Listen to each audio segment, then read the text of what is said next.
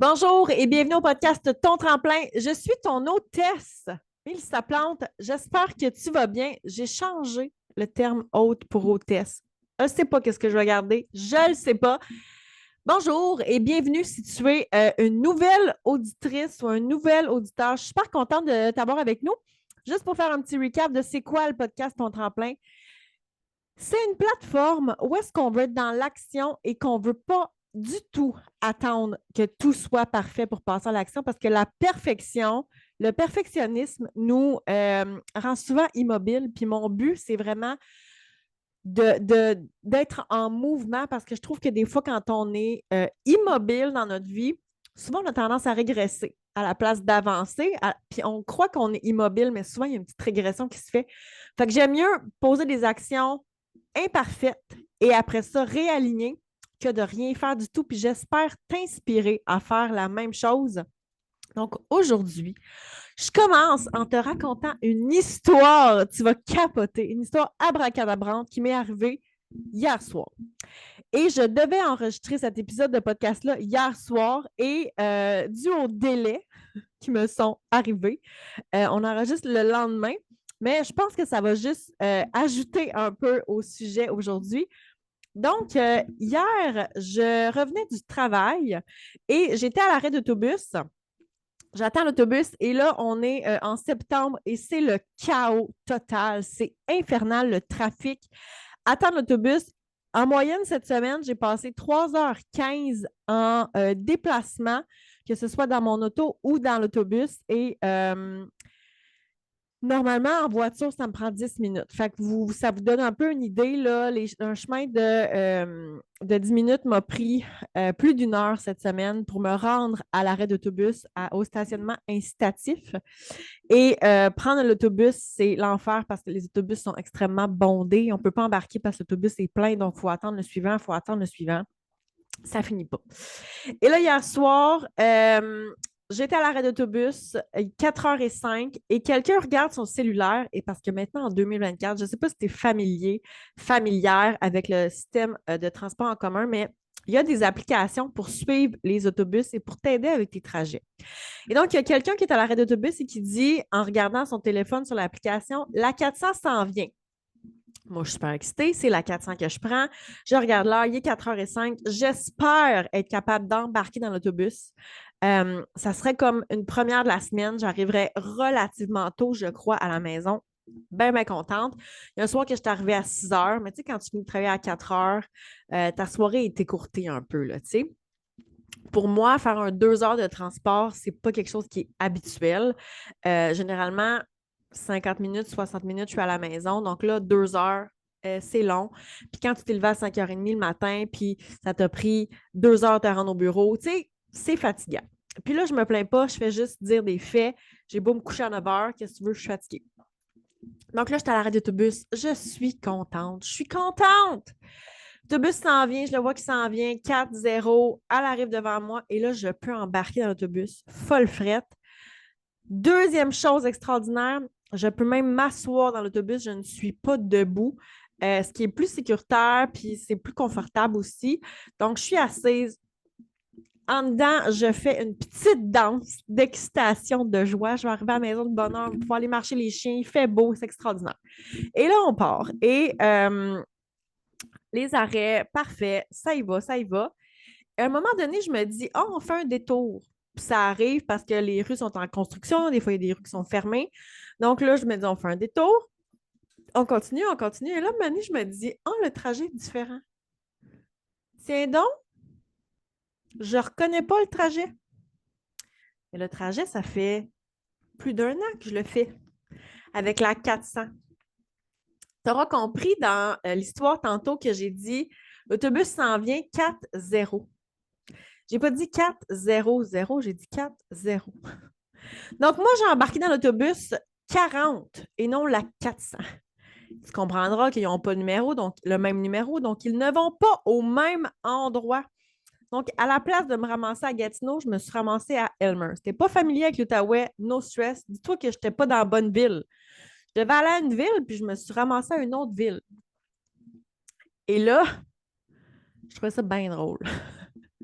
Que j'étais tellement fatiguée et inattentive que j'ai à moitié regardé. J'étais tellement dans mon excitation de retourner à la maison. J'ai vu un 4, j'ai vu un 0. Écoute, bingo, j'ai fait associer ça avec 400. Et là, arrivé à destination, ben, Calibine, il faut que je m'en revienne. Et là, je suis toute seule, là. J'ai pas d'amis, j'ai pas de collègues, j'ai pas de conjoint, donc je dois me gérer. Et là, je suis arrivée. Avant de descendre de l'autobus, je me suis dit, je ne veux pas descendre à un arrêt random parce que des fois, à des petits arrêts de quartier, il n'y a pas tellement d'options d'autobus qui vont repartir de là. Donc, je me suis dit, je vais arrêter à un gros arrêt. Donc, j'ai continué un peu, quelques stations. J'ai sorti un stationnement incitatif, donc il y a plein d'autobus qui vont à cet endroit-là. Je me suis assise. J'ai regardé le fameux application de la STO, donc l'autobus, pour savoir que ben, finalement, je pouvais prendre l'autobus 800 pour retourner à Gatineau. Il fallait juste que je sois patiente parce que l'autobus passait dans 30 minutes. Et là, j'étais assise et j'étais fière de moi parce que je n'ai pas stressé, je n'ai pas paniqué, je n'ai pas pleuré, je n'étais pas en colère. Je me trouvais même à la limite un petit peu drôle. Puis là, je me disais, Lamel d'il y a 5, 6, 8, 10 ans aurait paniqué, aurait probablement eu un trémolo dans la voix, aurait probablement pleuré, aurait été sans ressources. J'aurais été là à ne pas savoir quoi faire. Puis je me serais probablement fini par appeler un taxi. Ça m'aurait coûté cher.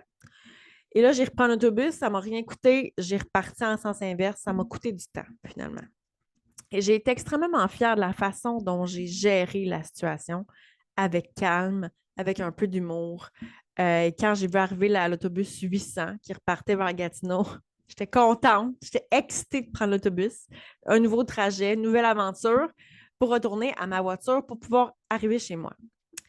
Et dans l'autobus, c'est ça, je me disais, ben moi, je suis rendue là.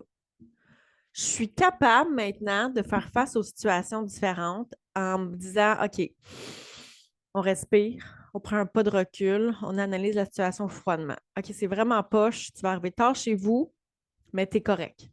Tu n'es pas en danger, tu n'es pas pris nulle part, tu n'es pas tout seul dans le bois, tu es dans une ville, tu as un cellulaire, tu as du réseau, ça va être correct. Tu as des ressources. Maintenant, je suis quelqu'un qui est capable de rester calme et d'utiliser ses ressources.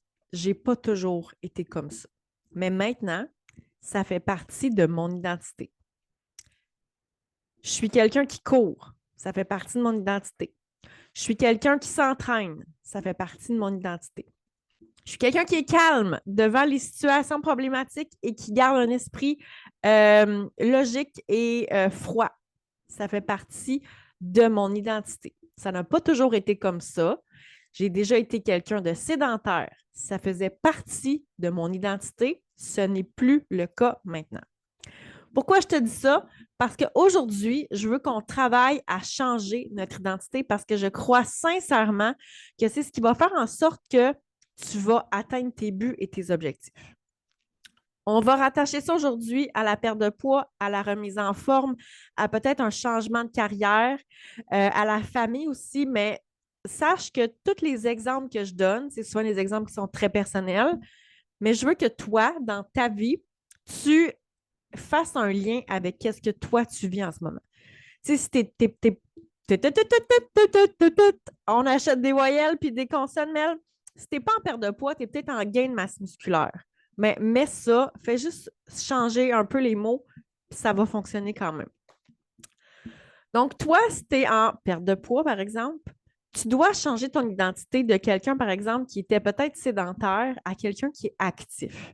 Et ça, c'est difficile parce que tu viens de commencer ton parcours, tu n'es pas quelqu'un qui est actif, tu es quelqu'un qui commence son parcours, mais je pense que tu dois te voir comme quelqu'un d'actif si tu veux persévérer. Parce qu'à la minute que tu auras quelque chose qui va arriver dans ta vie, tu vas te tromper d'autobus, tu vas arriver chez toi plus tard, tu n'auras pas le temps de t'entraîner, tu vas te dire, oh, c'est bien, moi, ça ne marche jamais mes affaires, pour ça que je suis grosse, pour ça que ça ne fonctionne pas, pour ça que j'ai le poids que j'ai, pour ça que ça n'a jamais marché, perdre du poids, je ne suis pas faite comme ça. La vérité, c'est pas que tu n'es pas faite pour être pour perdre le poids que tu veux perdre ou pour être en forme. La vérité, c'est que tu es arrivé en retard, c'est un impondérable dans ta vie, puis il faut se réorganiser. Mais tu dois te voir comme quelqu'un d'actif. Parce que quelqu'un qui est actif va se dire, ben, je vais arriver en retard, mais à la place de faire une séance d'entraînement de 60 minutes, je vais en faire une de 30 ce soir. Puis ben, pour aujourd'hui, ça va être ça. Cette personne-là qui est active a le mindset en mode solution. OK, aujourd'hui, je ne ferai pas une séance de spinning de 1 heure. Je vais faire un jog de 25 minutes sur mon tapis. Merci, bonsoir. On va aller souper, puis ça va être ça. Demain, on va se reprendre. Tu dois te voir comme quelqu'un qui veut atteindre l'objectif que tu veux atteindre si tu veux persévérer, parce qu'à la minute que tu as un speed bump dans ta vie, tu vas arrêter. Si tu veux être, si tu as un objectif, par exemple, d'être plus calme avec tes enfants, de moins pogner un air parce que les petits maudits, des fois, ils n'écoutent pas, tu répètes 8 fois, puis la seule fois qu'ils écoutent, c'est parce que tu as levé le ton. Je suis certaine que ça arrive chez vous parce que ça arrive chez nous. Mais avant de lever le ton, tu dois peut-être te créer une identité de quelqu'un qui garde son calme. Et comment faire? Ben, peut-être que tu peux aller respirer dans la salle de bain pendant 2 minutes parce que le petit maudit t'écoute jamais. Après ça, tu vas repartir. Tu vas aller devant ton enfant. Tu vas peut-être toucher son épaule. Tu vas lui dire, écoute-moi, c'est important. J'aimerais ça que tu fasses X, Y, Z. Comme ça, il te voit, il t'entend, puis il a même le feeling du toucher. Parce qu'il était peut-être tellement absorbé dans son jeu qu'il ne t'a pas entendu, sauf quand tu lèves le ton. T'sais. Puis de cette façon-là, tu vas te créer une identité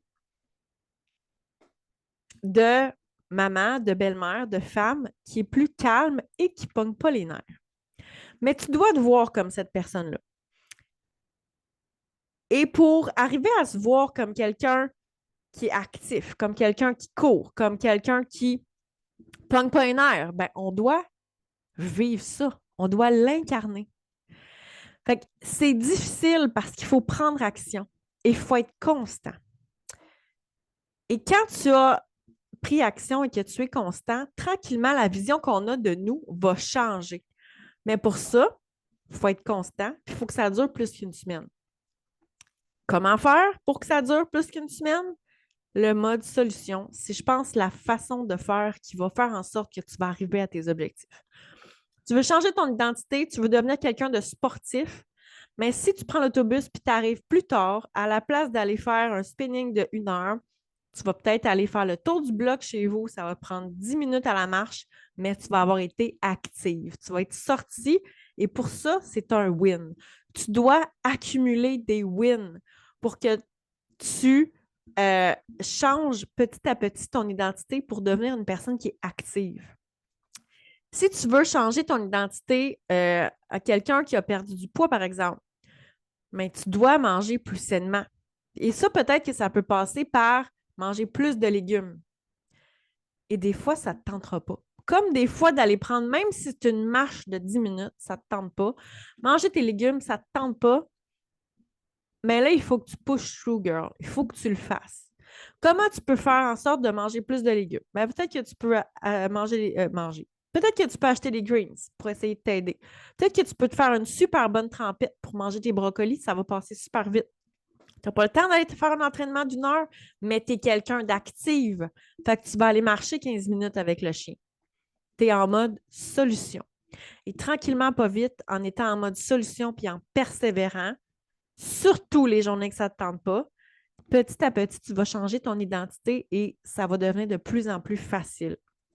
En ce moment, je m'entraîne le matin. Je veux changer mon identité comme quelqu'un qui est matinal. Pas facile. Là, en ce moment, je me couche à 9 h le soir et le matin, c'est plus facile de me lever. Donc, tranquillement, je travaille là-dessus. À un moment donné, c'était difficile de m'entraîner parce que je n'aimais pas ça. J'avais une occasion, je skippais. J'étais fatiguée, je skippais. J'avais une grosse journée, je skippais.